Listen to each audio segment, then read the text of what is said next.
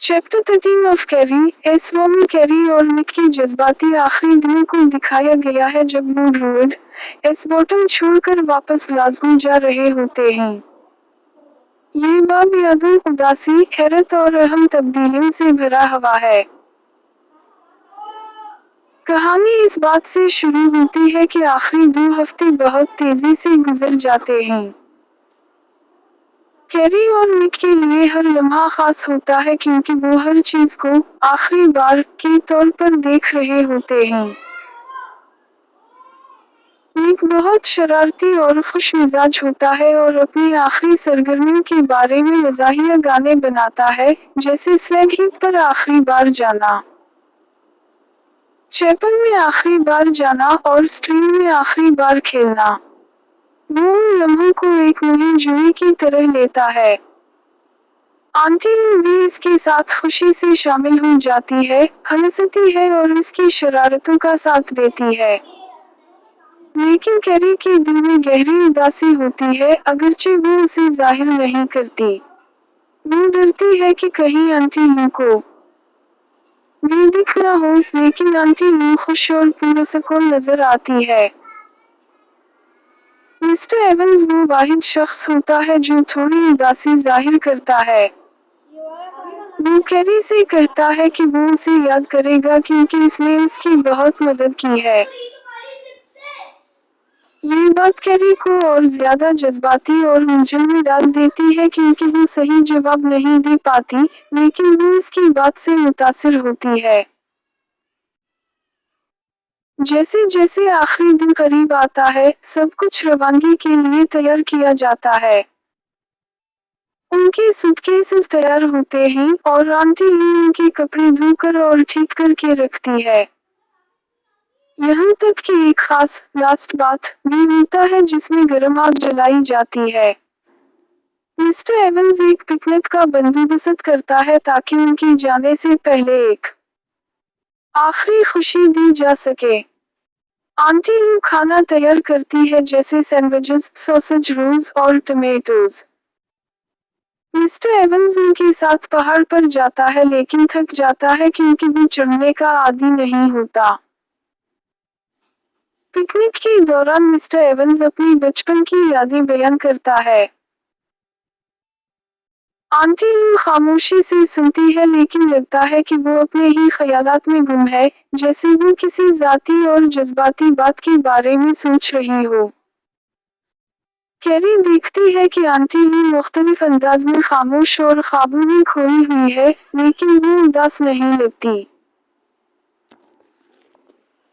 Picnic के बाद mister Evans जल्दी से अपनी शॉप वापस चला जाता है क्योंकि इसे काम करना होता है। जाने से पहले वो बच्चों को तोहफे देता है। निक को एक खूबसूरत चाकू, नाइफ लेदर शीट के साथ मिलता है जिससे वो बहुत खुश होता है। कैरी को एक सोने की अंगूठी, गोल्ड रिंग, मिलती है जिसमें सुर्ख पत्थर होता है। वो बहुत जज्बाती हो जाती है और शुक्रिया भी सही तरह अदा नहीं कर पाती। मिस्टर एवंस कहता है कि ये सिर्फ एक यादगार है ताकि वो उसे और आंटी लू को याद रखें। बाद में आंटी लू की फेयरवेल टीम में हेप्सबी के किचन में सब लोग मिलकर खाना खाते हैं और खुशी से बातें करते हैं। निक बहुत ज्यादा खाता है लेकिन कैरी जज्बाती होने की वजह से कम खाती है। वो महसूस करती है कि सब कुछ खूबसूरती से खत्म हो रहा है और वो इस जगह और लोगों से बहुत जुड़ चुकी है। आंटी लू और हेप्सबी भी जज्बाती और मेहरबान नजर आती हैं।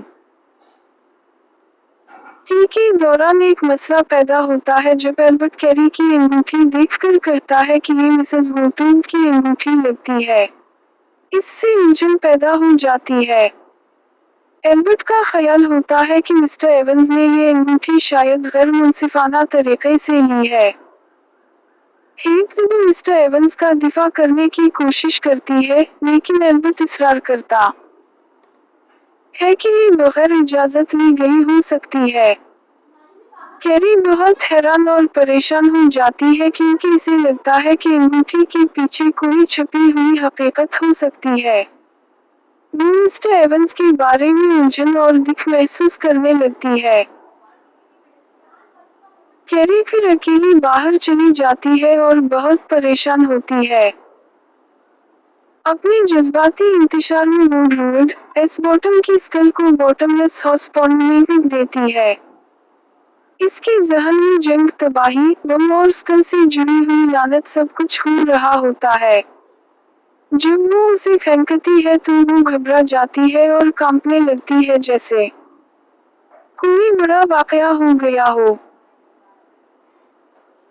इसके बाद एल्बर्ट कैरी को बताता है कि हेक्सब ने मिस्टर जॉनी के लिए एक नया महफूज घर फार्म पर तलाश कर लिया है।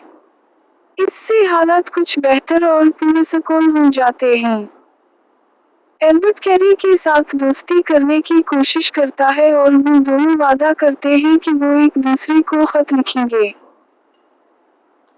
आखिर में कैरी और निक ड्रूइड एस बॉटम से वापस चले जाते हैं।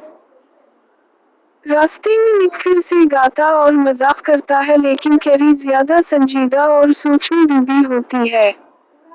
जब वो घर पहुंचते हैं तो इन्हें पता चलता है कि आंटी ली वहां नहीं है। निक खुशी से बताता है कि आंटी ली ने मेज कैस हाप से शादी करने के लिए चली गई है।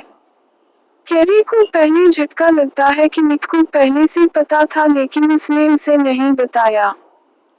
फिर वो समझ जाती है कि आंटी ली ने अपनी नई जिंदगी शुरू करने का फैसला किया है। आखिर में कैरी सब कुछ कबूल कर लेती है। अगरचे वो जज्बाती और थकी हुई होती है, लेकिन अब वो खौफजदा नहीं होती। वो समझ जाती है कि जिंदगी बदल रही है और उसे आगे बढ़ना है।